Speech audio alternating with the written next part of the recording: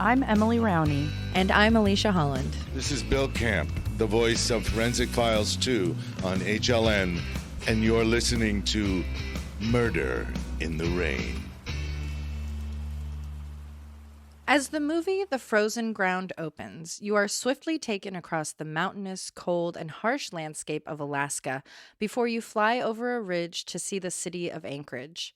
It reminds you that just outside the hustle and bustle of a nearly 300,000-person city, there is an unrelenting, unforgiving wilderness that can hide death and danger with minimal effort.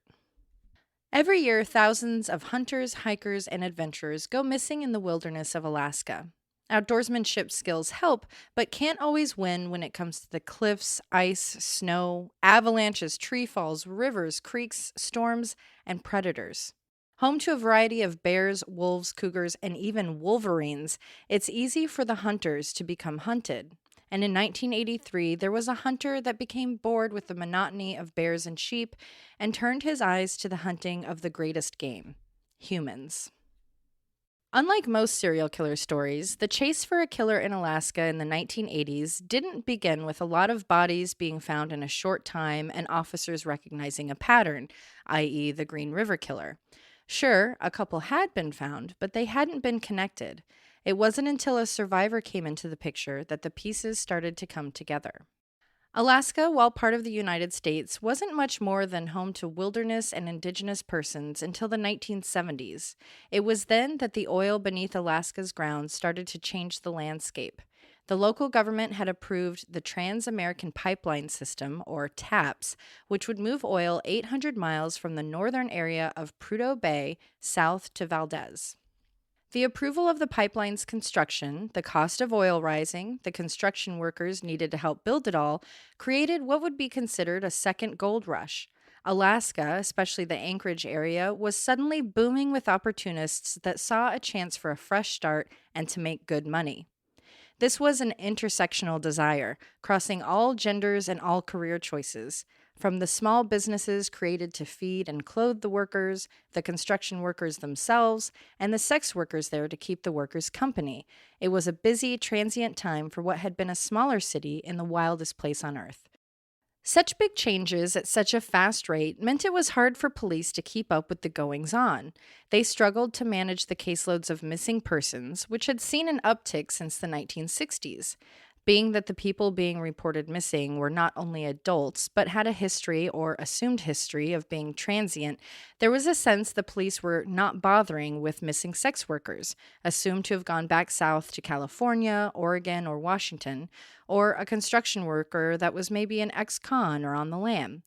Other missing persons were hikers or hunters thought to have succumbed to the elements. They were even harder to find. With over 200 million acres making up 60% of the state, it would be like looking for a needle in a haystack. While police would find bodies now and again, it would take the tenacity of multiple detectives across jurisdictions, the courage of a sex worker who survived the murderer's clutches, and the insight of an FBI profile to catch a serial killer and bring some of the missing back home. It was July 12, 1983, and 17-year-old sex worker Cindy Paulson was walking down the street seeking a John. A car pulled to the side, and she looked into the passenger window to have a conversation. Unbothered by the driver's glasses, simple look, and strong stutter, she put her guard down and got in the car, agreeing to a $200 payment in exchange for oral sex. While in the act, the man made a few swift movements, and before Cindy could process what was going on, she was handcuffed and had a gun pointed at her head. Being told she would not be killed if she cooperated, she did just that. Riding along, she took in every detail she could. His looks, his voice, his car, his house, even his address, which she got to see when they arrived to his quaint suburban home. Walking into the house, he said they would be going to his den. Once in his man-caved basement, Cindy took a look at the room. It was full of his hunting trophies. Heads of record-setting mountain goats, skins of bears, and many more pieces of the animals he had taken down with an arrow or bullet had filled the room. It was his place of pride. Then she was pulled into a room off the den, a quiet room with a pole. The man took Cindy to the pole and, while leaving the handcuffs on, wrapped a chain around the pole and her arms. Cindy fought as the man raped and tortured her. I hate to use the word torture flippantly, but I was unable to find police reports with the specifics, and every article just says torture. My inference is that it's in regards to the gunpoint kidnapping, chaining, and perhaps the chain at one point had been around her neck. It was the next morning when the man unchained Cindy and took her back to his car. He said they would be going out into the wilderness.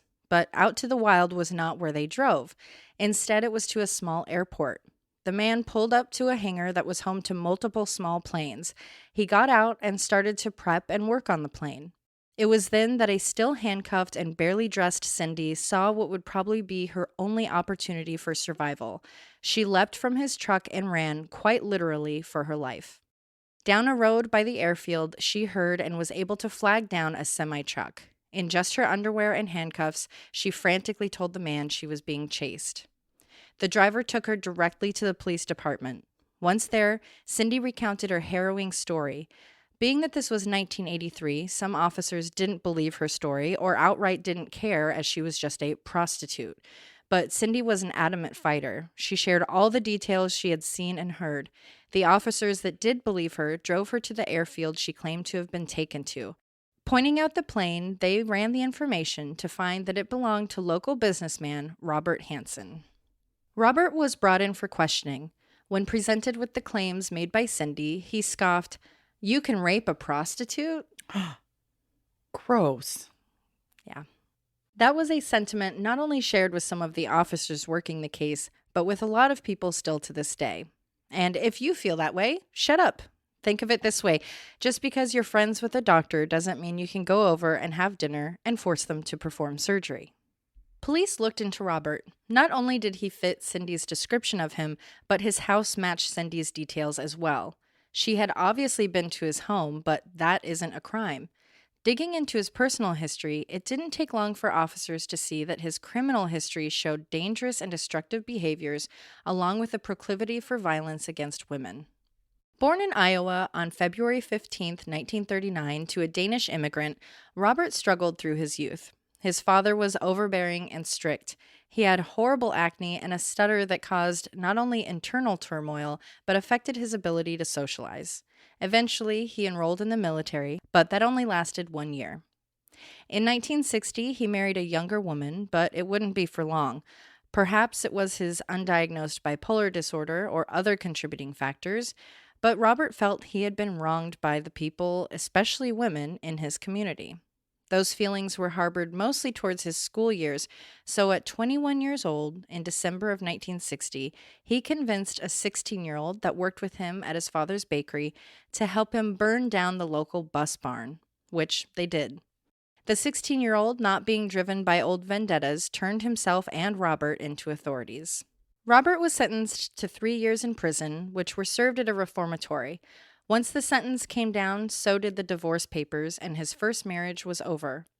Paroled early, he only served 20 months of his sentence before being released. During his time, a psychologist declared Robert had an infantile personality, which was what led him to becoming obsessed with vengeance and harboring anger towards others. Being single didn't last long. It was only a few months after being released that Robert remarried. He also started to show signs of being a kleptomaniac, and he was stealing just for fun. He was caught a few times, but not charged. In 1967, be it that he wanted a new start or was running away from something, he up and moved himself, his 2 children, and wife to Alaska. There he followed in his father's footsteps by opening his own bakery. Not only did he own his own business, he was a record-setting, trophy-winning hunter. No matter what he set his sights on, bears, mountain sheep, no matter the means, arrow or gun, he would win and had won against all his prey. He was on record for the largest mountain goat taken down with a bow and arrow. It was a hobby that Alaska allowed to become a passion.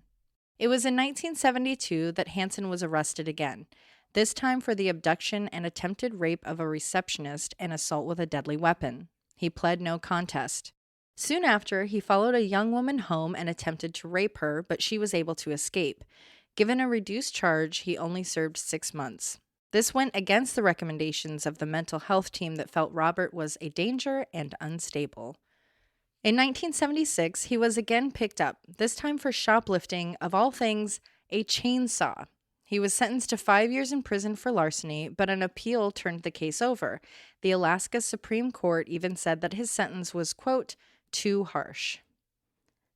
But chainsaw? I know. The least shopliftable thing? What's that under your shirt, sir? Not the brightest bulb. Oh, the question is, what was he doing with it? Okay, so he's a kleptomaniac. At that point, he'd been arrested twice for it? No, that was the first time he was arrested for the stealing. It's just such a bold item to try to steal. Very. Yes. My first guess would be he didn't want a record of buying a chainsaw because he was going to do something with it. But that's because I know how this story ends. Okay.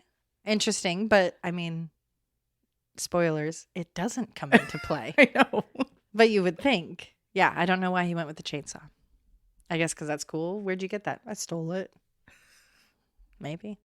Besides, now he was Bob the baker, Bob who made donuts that brought all the cops in, Bob who had a wife and children, who was an upstanding businessman and a member of the community, Bob who had hunting buddies that trusted and befriended him.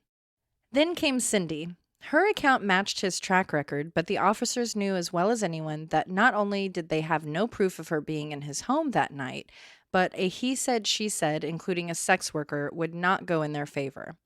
Besides, Robert had an alibi. 2 of his friends had stated to officers that he had been with them the night of Cindy's attack. The reason it was friends giving the alibi and not his family?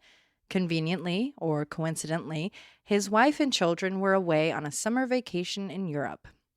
Police decided to put a 24-hour surveillance on him, but nothing came of it. He just was at home, went to work, home and work. Nothing out of the ordinary. Given her understandable hesitancy to work with police, Cindy refused to take a polygraph, even after picking Robert out of a lineup. Eventually, with no evidence, the case would be dropped and the officers were asked to work on other cases. That didn't sit well with officers Maxine Farrell and Greg Baker. They put in the groundwork before the case was pulled that would cause a domino effect they never expected. Before Cindy and Robert came into the picture, state troopers had been dealing with different cases that they never dreamed could have been related. Between hikers, hunters, mafia, yes, I learned Alaska has the mafia, and random killings, bodies are discovered in the wilderness throughout Alaska from time to time. One such incident occurred on July 21st, 1980, 3 years before Cindy would survive to tell her story. Powerline workers were on a service road known only to hunters and workers. There, they found a body in a shallow grave. For the most part, animals had had their way with the remains, but clothing, some turquoise jewelry, the skull, and some ribs remained. It was assumed by officers to be the body of a young woman, probably a sex worker. But how in the world would she end up on this random, unknown road? Upon autopsy, there were markings found on the remaining bones to indicate she had been stabbed multiple times.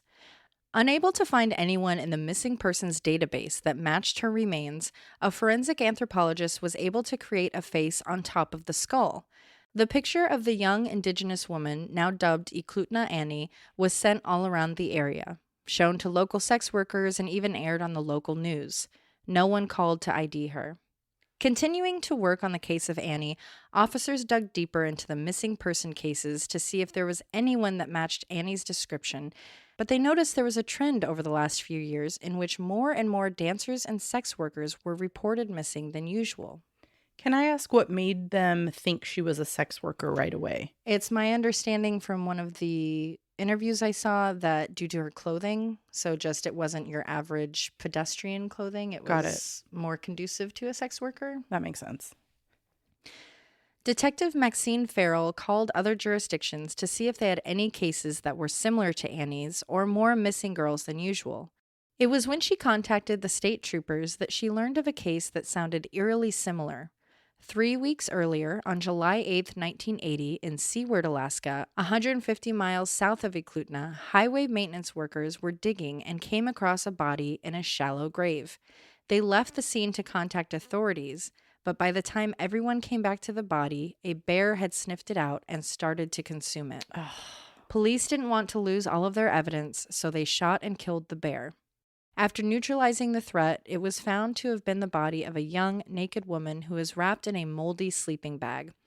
As with the other cases, there was no ID, and she was taken in for autopsy when it was found that she had been shot with a .223 caliber rifle, the shell of which was found at the scene. A .223 rifle is a hunting rifle, a rifle with power that far exceeds that which you would need to wound a human. The victim's fingerprints were run and found to be a match for Joanna Messina from Seward, Alaska. She was a sex worker in the area and had last been seen by her friends. She told them that she had met a man that was going to take her on a shopping spree, so off she went, and she was never seen again. While these two cases were similar in some respects, there was no evidence to connect them to each other. Then, 2 years later, on September 13, 1982, 2 off-duty police officers were hunting at the Knik River when they came across a body in a shallow grave. It was noted that she had been shot in the back 3 times with a .223 caliber bullet, the casing of which was, just as in the other case, found at the scene. It was also noted that there were no holes in her clothing. This meant that she was naked when she was shot, then someone went through the trouble of dressing her. There was also bandaging wrapped around her head. This led officers to believe that it had been used as a blindfold. Eventually, she was identified as 23-year-old Sherry Morrow. Her boyfriend had reported her missing 10 months prior to her body being discovered. He was diligent about staying on top of the efforts made to find her. She was a dancer and waitress, and he didn't want her to be forgotten. So he went to the station every week to ask detectives if there had been any new developments. While she was ID'd as Sherry, there was a critical piece of her identity missing. She had a gold arrowhead necklace that she was known to have never taken off. The family requested its return when her body was found, but the necklace was not with her. Ballistics took the casings from both scenes and processed them. They were a match. Now officers knew these were more than coincidences. They had a potential serial killer on their hands. I wonder why he dressed her. Like, that's a lot of work on, and it's a crude saying, but dead weight. I mean, that's a lot of work to completely redress someone. And what is the point? Yeah. It's very particular. I'm unfortunately going to think about that for a while. It's very peculiar. It's very odd. It's, is that a time thing to show off that that could be, no one's going to come around, that you're so isolated? Is it because you have weird things with women and it could be covered, or more of a shame? I don't know. That's interesting. September 2nd of 1983, a pair of hunters were setting up their camp for the night in an area by the Knik River that was only accessible by boat or plane. As they did, they discovered partial remains. Police arrived and processed the scene, but the decomposition was bad. It was thought she had been there for about 5 to 6 months, during which animals and the elements had had their way. Besides skeletal remains and clothing, a .223 caliber shell was found. It was also a match to the other 2. The remains were identified as 30-year-old dancer Paula Goulding. She had been reported missing in April of that year, just 5 months earlier. She had told her friends she was going out on a date, but never came home. The autopsy found she had been shot in the back.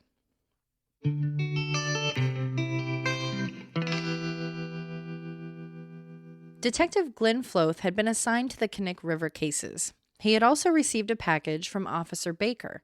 Officer Baker had never stopped working on Cindy's case and knew there were other cases that fit the pattern.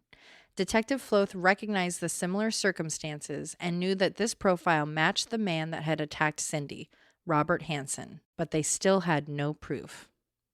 As officers began to look over Cindy's case and the cases of the murders at the river, they sent officers out to the areas of Anchorage the victims had worked, and they provided information on how to stay safe and be more cautious than usual, hoping they could help save lives.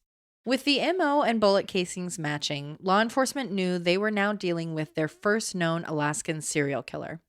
For help, they brought in the FBI. Starting with what they felt would be the most helpful, they provided the information needed to get a profile of who the FBI thought this person could be. FBI profiler John Douglas arrived. To understand the criminal, you must look at the crime. Compiling the murders, burials, and rituals, he was able to create a comprehensive profile of who he thought would be killing these women. The profile stated that this man was probably one to go unnoticed, that he would be a man of the community, probably a business owner so he could be in charge of his own schedule. He would have probably started with smaller crimes, like arson and animal abuse, and would learn to function in society while his perversions festered. Growing up, this person probably struggled due to reasons outside of his control to make social connections, especially with the opposite sex. Women reminded him of his failures and caused him to feel angry towards them. This might have come from something like acne or a speech impediment like a stutter. This led to him wanting to control his life, so the outdoors made sense for a location. This person was very probably a hunter and felt at home outdoors. This was his territory. He would frequent the area and was local. He was in control. All of that came only from the crime scenes, not from Cindy's reports, not from meeting the suspect of the kidnapping and rape, just a psychological evaluation of the scenes. In a Hail Mary, officers decided to revisit the alibis that were given for Robert the night of Cindy's attack. They did not mince words with Robert's friends. They made it known that this alibi was covering something very serious and that if they were found in a court of law to have been lying, they would face charges. They were asked to really think about whether or not it was worth going to prison for their friend. Very quickly, both men started to crack and admit they had not been with Robert that night and that he had asked them to cover for him. They claimed to have done it in the first place because Robert said he was having an issue with a sex worker, and being that he was married, they didn't want there to be any issues. With the alibis gone, there was now enough probable cause to issue search warrants. Robert was at home when approached by officers who asked him to come with them for some questioning. He complied, unaware that at the same time, officers were going to his bakery and coming to his house to search for any clues connecting him to Cindy or the women found in the woods. The officers moved in, top priority being to find the room Cindy had described having been chained in. They went downstairs to the den, aka trophy room, and it was just as she'd said. Skins and heads adorned every surface, but there was no metal pole like the one she claimed. Meanwhile, Robert was being brought into an interrogation room that had been decorated just for him. Maps with marks where bodies were found, crime scene photos, missing person flyers, and identification photos plastered the walls he was forced to look at. Cool and calm, Robert denied having anything to do with any of the bodies found, and he said he didn't recognize any of the women. Back at the house, an officer was inspecting the paneling on the wall of the den when he noticed one of the panels was actually a door. He pushed it open to reveal a secret, soundproof room with a pole in the middle of it. A pole that had paint with scratches all over it as though a chain had been wrapped around it. Again, it all matched Cindy's account, but it still didn't make for evidence. They moved to the bedroom where, in his headboard, they found a map of the area. On it were X's. In his headboard? Yes. Well, like old school. My parents had one of these, like the old headboards that had like oh right, cabinets. The back. Yeah. Oh, that's right. A lot of people have those. Where you could like pull, and that's where you'd put your books. I just think of mine. It's just yeah. But I've totally forgot too. But in the 80s, that was a thing where you have like the little rollaway almost like a miniature closet door on your headboard. And so in there, they found this map, and on that map were 21 X's. Officers that had been working the case recognized 4 of the marks right away and knew that the X's stood for where bodies had been hastily buried. Wow, what a discovery. Mm-hmm. But you can't go to trial on a map. They needed more. They needed the murder weapon. They continued the search, eventually ending up in the attic. At first, there was nothing. Then an officer lifted some of the insulation. Confused at first, they couldn't understand why Darla would store some of her jewelry in the attic under the insulation. Then it hit them. This was his other trophy room. Looking through the rings, watches, and necklaces, they found the arrowhead on a chain as described by Sherry Merrow's boyfriend, the one she would never take off. They continued to rip up the insulation when they hit pay dirt. Under another panel, a .223 caliber rifle. It was rushed to forensics, and soon they had their answer. The rifle found in Robert's house was a match for the rifle that had fired the bullets, killing the women they had found. While nothing had come from the initial questioning, there was soon an arrest warrant issued, and he was picked up.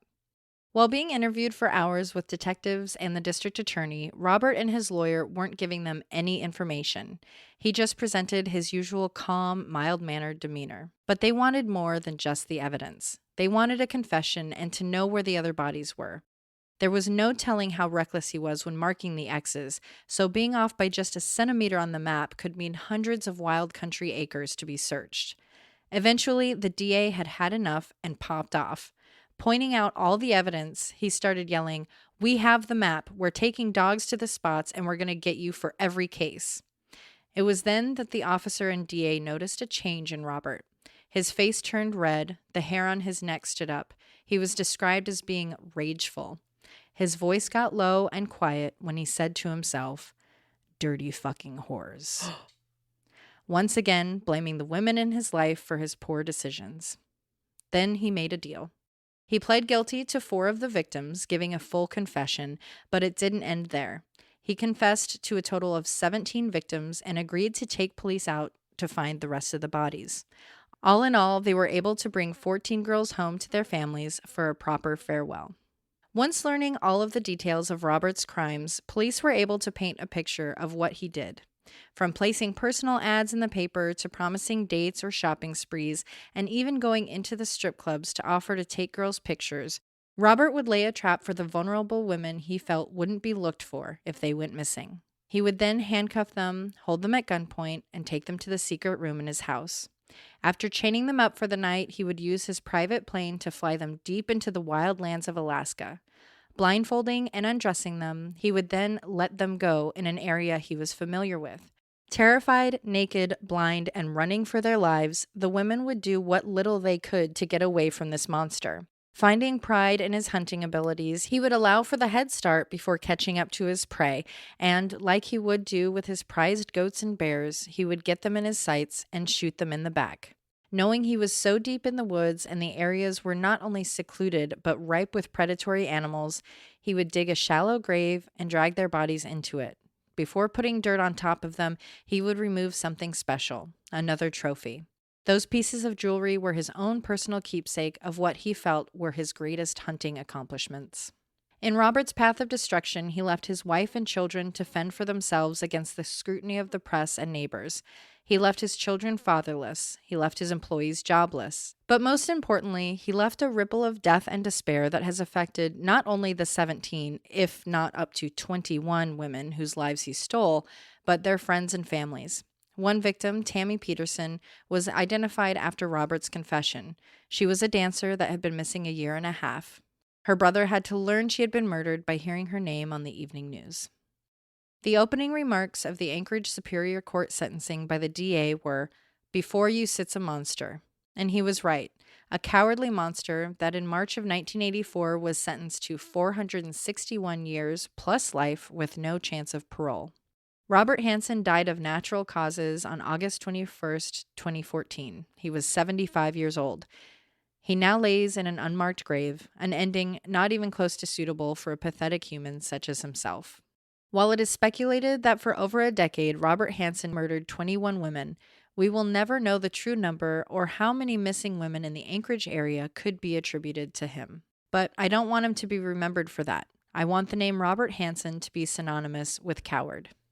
17 women were identified as his victims. Of those 17 women, Hansen was only formally charged with the murders of 4 of them: Sherry Morrow, Joanna Messina, Ecluta Annie, and Paula Goulding. He was also charged with the kidnapping and rape of Cindy Paulson.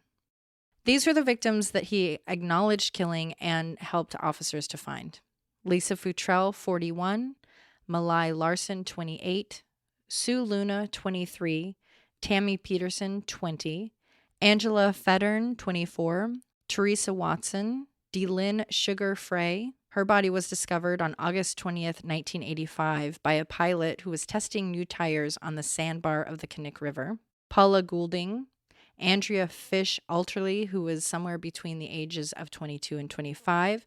She was missing on December 2nd, 1981. He admitted to killing her, but her body has not been found. Ecluta Annie, who was between the ages of 16 to 25. She was killed between November of 1979 and June of 1980. He did admit to killing her, and she was one of the bodies that was found, but to this day, her identity has never been discovered. Joanna Messina, Horseshoe Harriet, who was killed in the late 70s or early 80s. He acknowledged that he killed her, and the body was found with his help, but her true identity was never discovered. Roxanne Eastland was 24, went missing June 28, 1980. He acknowledged that he killed her, but the body was never found. Cecilia Beth Van Zanten, 17. He denied killing her, but it was suspected because of an X on the aviation map, and her body was found where it was marked. Megan Emmerich, 17, missing July 7th, 1973. He denied killing her, but suspected because of an X on the map, but her body was not found. Mary Thill, 22, went missing July 5th, 1975. He denied having anything to do with her, but was suspected because of an X on the map, and her body has not been found. And all of those victims are just in Alaska. There is no telling when his hunting desires changed from animal to human. There are thoughts that he may have committed similar murders in Iowa, which is why he moved so far away, or he knew he couldn't hold off any longer and the Alaskan wilderness would provide a perfect hunting ground for him. It is stories like those of these women lost to the hands of this man that bring me back to always wanting to do episodes around sex workers and Indigenous women. They are portrayed, viewed, and treated as less than human by not only pathetic monsters like Robert Hansen, but so often by our police officers, media, and overall culture.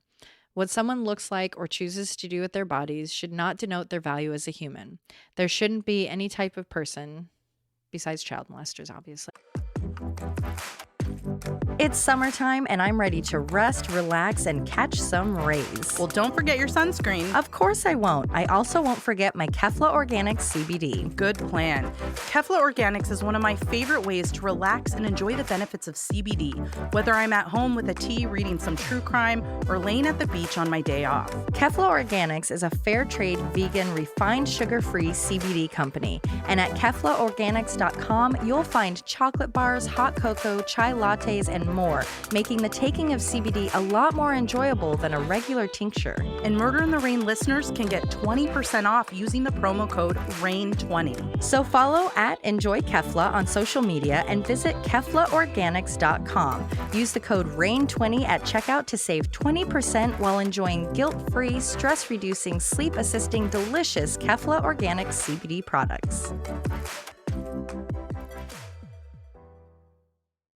Obviously. That are deemed unmissable by predators or unworthy of safety.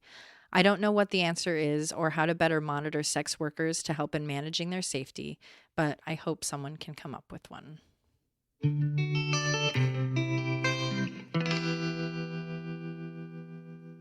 Morbidology is a weekly true crime podcast hosted by me, Emily G. Thompson, author of Unsolved Child Murders, Cults Uncovered, and co-author of Unsolved Murders, True Crime Cases Uncovered. 911 emergency. My son shot my husband. I need an ambulance. He's bleeding.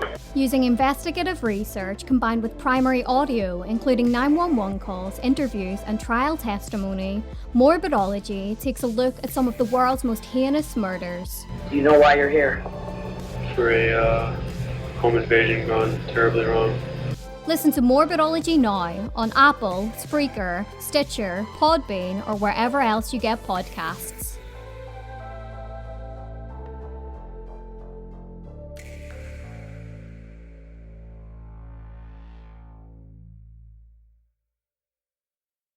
We're joined today by forensic psychologist Dr. Joni Johnson. Dr. Johnson has used her skills as a forensic psychologist to assist on parole boards, in prisons, and in the Superior Court of San Diego. You may have seen her as a consultant on Oxygen's Mark of a Killer or heard her podcast, Thread of Evidence. She is also the author of 5 self-help and idiot guides books. Dr. Johnson, thank you for joining us today. Happy to be here. So could you walk us through the process of creating a profile for a potential serial killer, what the most useful information is when starting out? Well, I think a lot of times first thing, of course, police officers look for is some physical evidence that links crimes together. So they're looking for DNA evidence, they're looking for fingerprints, they're looking for some, again, physical evidence. Even if that's the case, they're also going to be looking at the behavior of the perpetrator at the crime scenes. And so the biggest clue, I think, in terms of looking for a serial killer is looking for behaviors that are distinct enough that they're different from other offenders, but consistent enough across crime scenes to suggest that it's the same murderer. In particular, I think what we look for sometimes are what we call rituals. And these are things that aren't necessary to kill the person, but they serve some psychological need. So that might be binding a victim, it might be torturing a victim, it might be posing the body in a certain way, it might be having the victim say something. It can be a lot of different things, but it's something, again, that's not necessary to kill that person, but it's something that the killer needs psychologically. I saw you on the show Mark of a Killer, and you were talking about the Robert Hansen case. Can you talk about how you became involved with his story? Well, I really think of myself as the serial killer researcher in a lot of respects. I've worked in a maximum security prison, as you said, and I've actually encountered a couple of serial killers inside of a prison. But I also do a lot of research on violent behavior and violence risk assessment. And so serial killing is something that's an area of interest to me. And so I was very familiar with this case. And so Mark of a Killer, I've done several episodes for Oxygen, and they knew that I had done some research on that case. And so they asked me to come on and talk about it. Can I ask why serial killers specifically? Why does that interest you? I just became interested in serial crimes when I was 14 years old. I was on a family vacation, and for some unknown reason, my parents let me read a book about Charles Manson. I don't know why, but they did. And the rest is history. Exactly. It really is. I have to say my mom was always also interested in true crime. And I'm not sure why that is as well, but there are lots of theories as to why people think true crime is so interesting. But I read Helter Skelter at 14, and I just became very interested in trying to understand why, particularly someone would hurt a stranger. And then in high school, Ted Bundy escaped from a Colorado prison, and he ended up murdering some young women in the Chi Omega sorority house in Tallahassee, which was about 80 miles from my house. Oh. And at the time, they thought that he was selecting a certain victim. The common knowledge was that he liked younger, attractive, thin women with long, dark hair parted in the middle. Mm-hmm. I can't attest to my level of attractiveness at the time, but I can say that my hair was dark and parted in the middle. And so you fit kind of that profile that everyone thought he had. Exactly. Now, let me just add to that quickly that, he himself later denied that he had any specific interest in girls with long, dark hair. He just said the victim selection was if they were, in his words, relatively attractive. And I think there were a ton of women at the time who wore their hair in that particular way. But that was something that, again, also was kind of personal to me. It was very scary. It was kind of intriguing. And again, I just couldn't understand why someone would be interested in hurting people that they had never met before or had done nothing to them. So in your studies of the Robert Hansen story, what kind of stands out to you the most about his story and the story of his victims? I think the most obvious thing that stands out about Robert Hansen is the way that he hunted his victims. I mean, he really did take what seemed to be a hobby of his. He was a big game hunter. He started hunting in his early teens, I think probably as a way to cope with a lot of anger and resentment he felt, and also a way to cope with some of the social isolation that he felt at the time. And he really, took to it and really took a lot of pleasure in hunting and getting better at it. He actually had a couple of, I think, records for certain big game, some big sheep. He had managed to kill what was at the time thought to be the largest big game sheep or whatever. And this is somebody who literally took this avocation to a whole nother level. Just about anybody could put themselves in that situation and just imagine how horrifying. And apparently with some of his victims, he would hunt them for days at a time. And what was also, I think, particularly chilling is the fact that he would not only be taking them somewhere that he was very familiar with, in which they had no idea where they were or how to get out, but he would also stack the deck in his favor in so many other ways. So, for example, some of the women were blindfolded at the time that he set them loose, and also the fact that they were nude, and he shot some of them in the back. So this is really somebody who obviously is not interested in any kind of real contest, right, of wills. Right. Yeah, exactly. He's thinking, I'm hunting the greatest game of human, but you've really just handicapped it so extremely. It's bizarre. It is. It really is. And it's just, one of the things, there's no question that a lot of people are interested in serial murder, and I understand that, and I study this a lot. But I would be the first to say that serial killers are not courageous. They are always going to stack the deck, in their favor. And they're not really looking for somebody who can be a match for them. They're not looking for a test of wheels. They're looking for somebody that they can do whatever they want to with.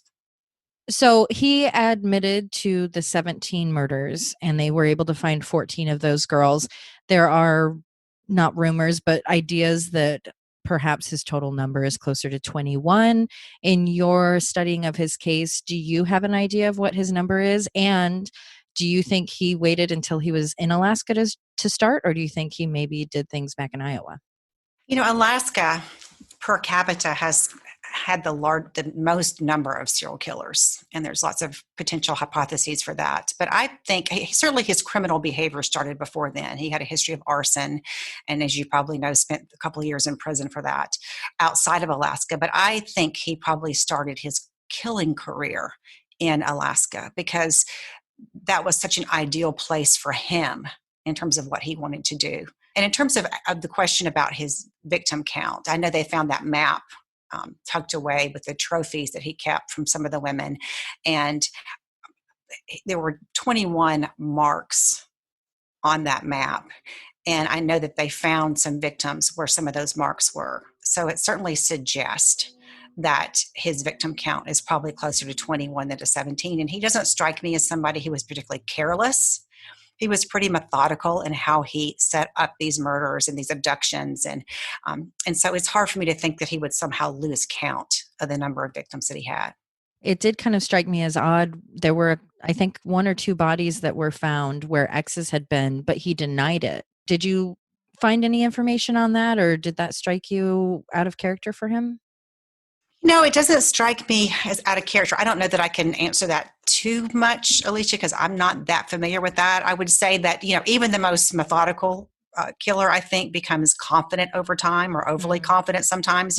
There seems to be this common myth sometimes that serial killers want to get caught on some level because so many of them get captured for these stupid reasons, like a parking ticket, or something like that. But I think that it's not so much that they want to get caught. I don't think most serial killers ever want to get caught. I think what happens is they become overly confident and they start making mistakes. I'm not sure that he just didn't remember where those women were. I think it's probably more an issue of a memory lapse than anything psychological. An actual denial.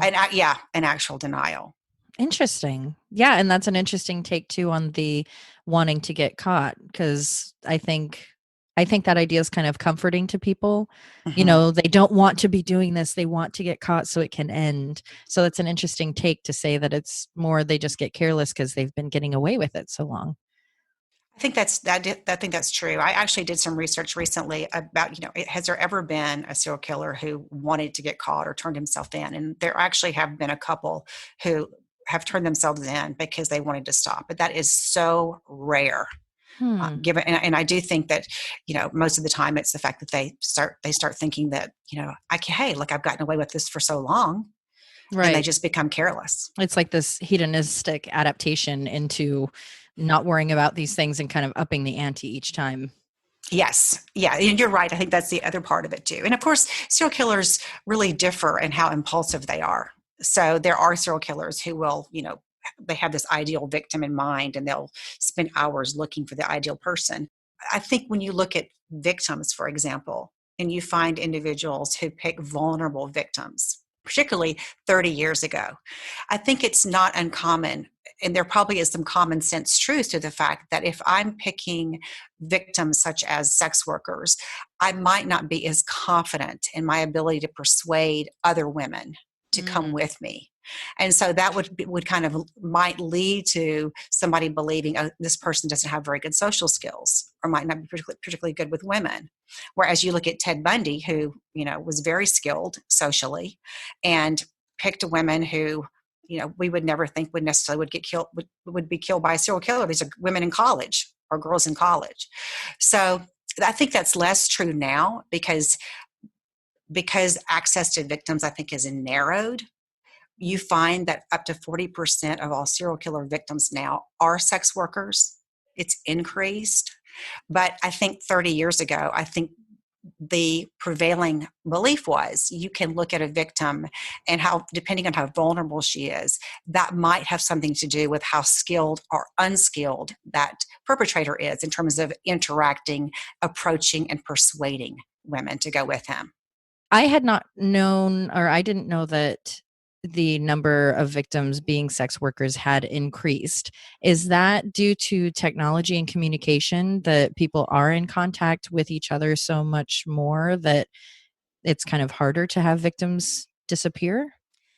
There's so many different theories, and I think the bottom line is that certainly is part of it. I mean, that's one of the prevailing theories, is that there are a lot of riskier behaviors that most people don't engage in anymore.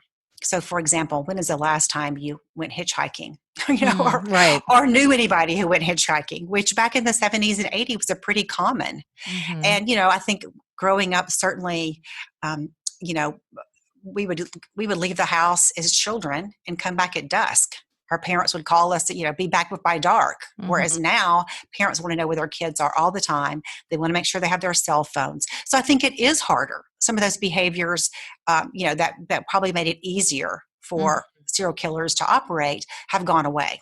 And I think, and of course, then you're right, that technology and people are staying in more touch and people have GPSs on their phone. I think people in general are more safety conscious. And then my daughter's in college and I'm always telling her, if you go somewhere, make sure that your roommate knows where you're going and when you're going to be back. And of course, what I do does influence that for sure. Yeah, I would think so. But I think, I have friends who don't do what I do and they're also very, kind of very safety conscious with their kids. So I think because of that, some of the behaviors that unwittingly, of course, put people more at risk or for a serial killer have gone away. And as a result, I do think that that's one of the reasons that we see an increase in victim choice of people who are more vulnerable.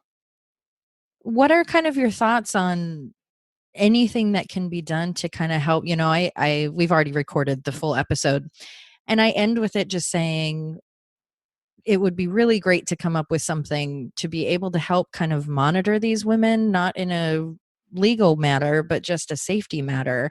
Do you have any thoughts on that through your years of research? That's such a good ending point. And I'm so happy to hear that. I look forward to hearing that episode because I've also been thinking the exact same thing, Alicia, kind of wondering about that. I know that there are some organizations who are trying to focus on safety. One of the biggest, I think, and we can talk about the pros and cons of that, is just the fact that, there's a huge push among some groups to legalize sex work. Just because there's the whole idea that if that was the case, then you would have a lot more safe, a lot more options. I don't think that's going to happen anytime soon. And, for understandable reasons to some extent. So given that, I do think that there's a lot more effort to educate people who are in vulnerable occupations, whether that's exotic dancing or whether that's sex working or other ones, is to educate them about working in pairs, about, having a driver if you go somewhere, about, there's these bad date list that some neighborhoods will keep. Neighborhoods meaning, area high, red light districts, I guess. Yeah. I'm sure there's a better word for that. I don't know what it is. So I think there is more awareness. And also, and I think this is huge, and I do hope you touch on this in your show, is I think, hopefully, and I do believe this is true, I think the attitude among law enforcement is changing because I think that was a huge barrier. Yes. I did some research on the Samuel Little case, and I don't know if you're familiar with Samuel Little, who was he's now apparently the most prolific serial killer in the United States. So he in 2018 confessed to 93 murders. And I'm sure you've heard of him. He's in the South, right? Well, he's now in Texas, but he was in prison in California. He killed. I know this is not your show, so I don't want to go off with the whole Samuel Little thing. You're like, that's not our show. But the only reason we'll put it on our Patreon. We'll be like, hey, more information over here. But the only reason I bring it up is because he was actually tried for a murder in Florida, and he was acquitted of this murder, which he clearly committed and has confessed to, because the jury did not believe the witness, who was a prostitute. And that was just infuriating to me. Yeah. Because and unfortunately that really was the a prevailing belief. I think sometimes is that if you were in a certain occupation or you're in a vulnerable group, somehow you aren't credible.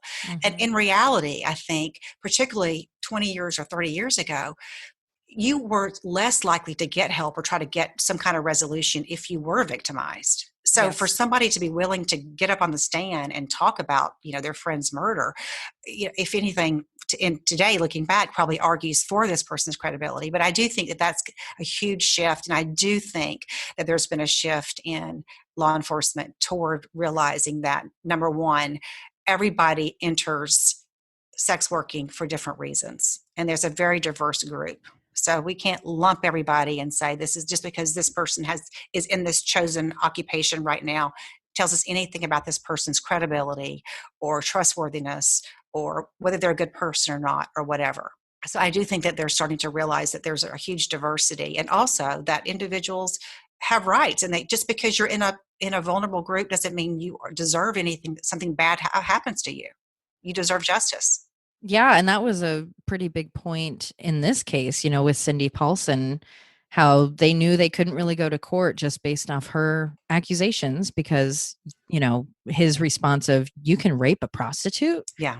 Even the term sex worker alone, and starting to see that more and more often and hear that more often. So I think there is kind of the ideas are starting to change, but I do think you're right that it's going to take a long time and be an uphill battle, but hopefully that starts to change because look at the lives that can be saved. You're right. And a lot of serial killers, unfortunately, are aware that that's been the prevailing attitude. I mean, there have been plenty of serial killers who said, yeah, I picked this group because nobody would miss them or police wouldn't care if this happened or whatever. So I think that is just going to be a huge, and I'm so thrilled that in your episode, you're going to be talking about that because that was just infuriating to me. It really is something that is just difficult for me as a woman and as a professional to think that we would make any assumptions about somebody's credibility or truthfulness or whatever. Or worth. Or worth. Yes, or worth just because of a behavior they're engaged in for whatever reason. Do you have a case that's kind of your, I hate to use the word favorite, but one that I guess is most interesting to you or that you think of often? I mean, the Robert Hansen case, I have to say, when I read that case and prepared for that case, I was kind of blown away just for those reasons that we talked about. I think I'm always interested, and they're pretty rare, and I certainly don't want to contribute to any myth about the link between mental illness and violence, but there have been a few serial killers who have acted because they were under delusions, such as Herbert Mullins, who thought that he had to kind of essentially sacrifice people to avoid this catastrophic earthquake. So as a psychologist, I'm always pretty interested in looking at those kind of cases. Lori Vallow and Chad Daybell. I mean, I have a YouTube channel called Unmasking a Murderer. And what I do is I'll take a case and I try to take that case as a starting point for them talking about a psychology topic. So it's not just a true crime. It is a true crime channel. But so, for example, in the Lori Vallow case recently, I talked about the fact that, these beliefs that she apparently had, are these extreme religious beliefs, or could they be actual delusions for mental illness? And I kind of go into the difference between those. Interesting. I'll have to check that out.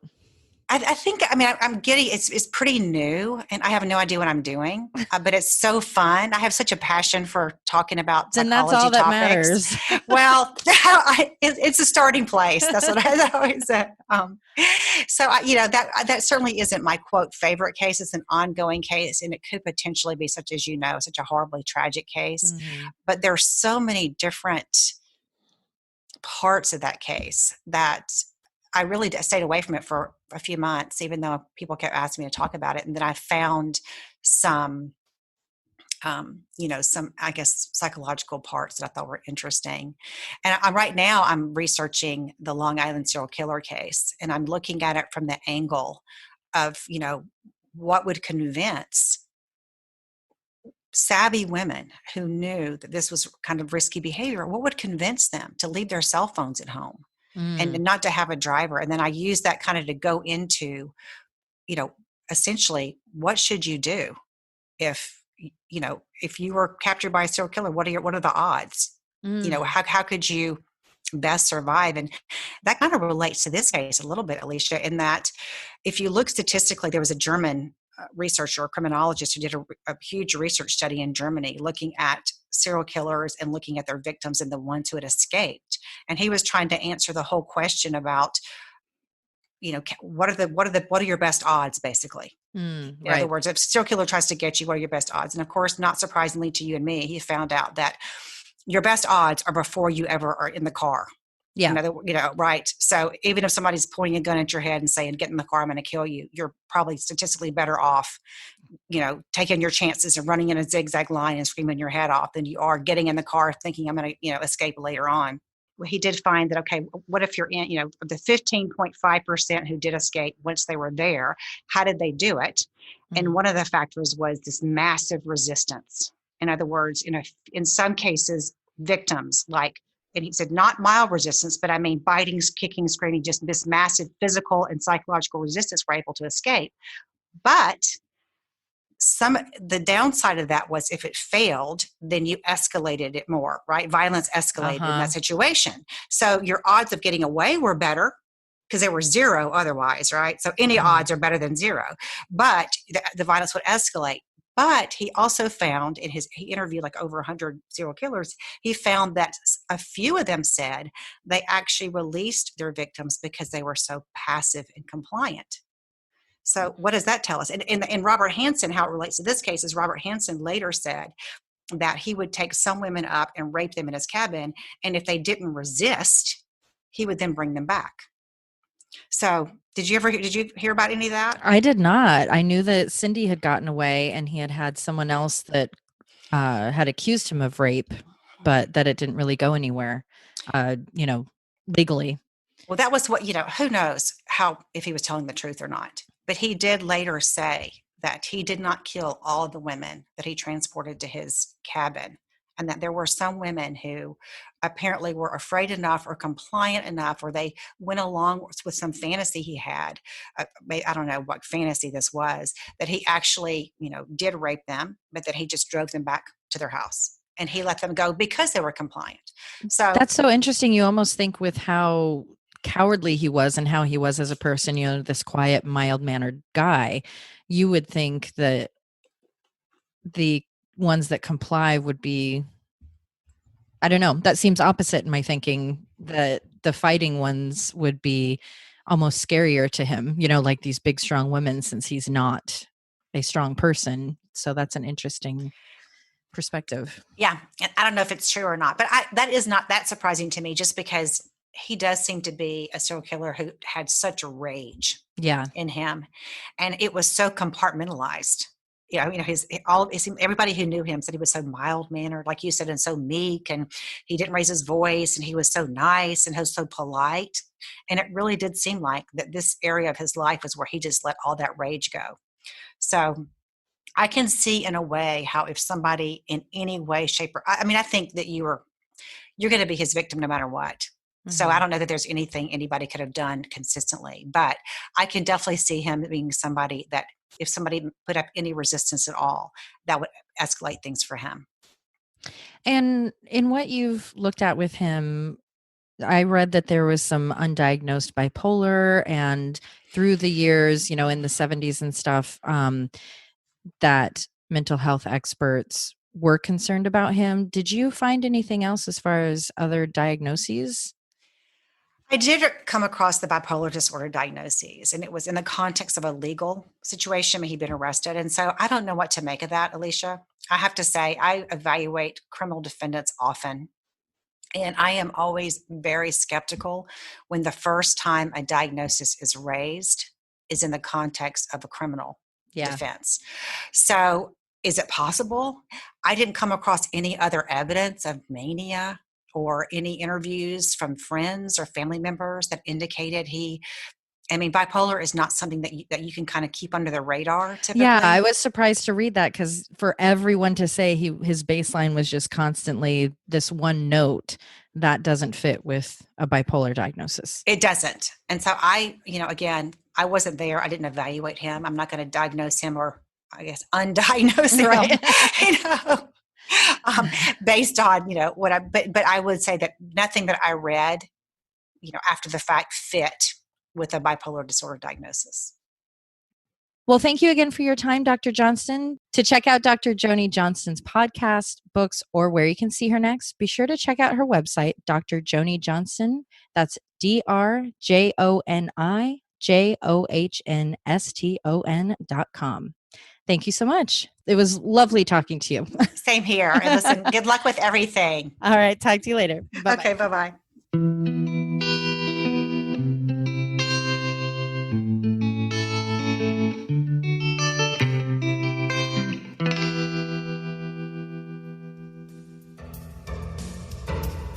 Let's give a special shout out for our newest Murder in the Rain Patreon members, Heather M. from New Richmond, Wisconsin, Carly B. from Rockmart, Georgia, and Vanessa A. from Puyallup, Washington. Thanks, guys. We love you.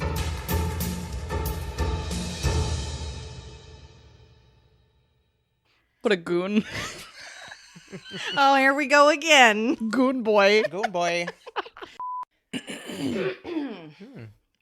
Cough break. I was saving that up. Ooh, hot. Oh, So I know. not That's a bad. good rate. In 1983? Yeah. That's like $50,000. But the office. But the office. We were eating the donuts. They didn't know. His donuts brought all the cops around. They brought him to the yard like a milkshake. Oh boy.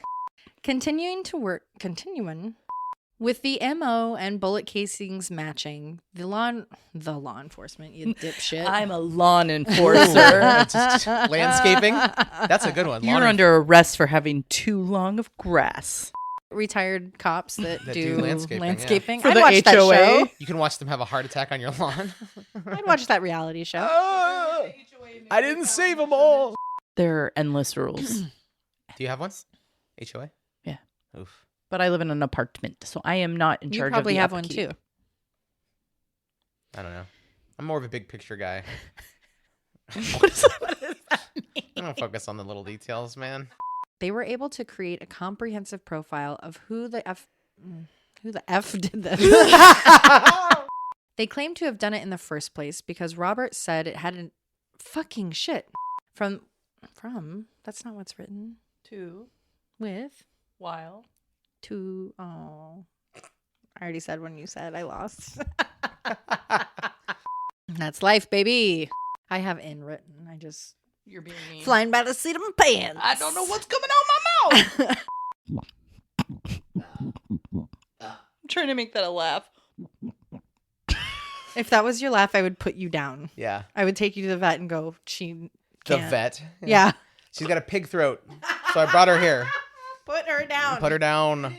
Looking through the rings, watches, and necklaces. The rifle found in Robert's house was a match for the rifle that had been Farted. for a proper Fart.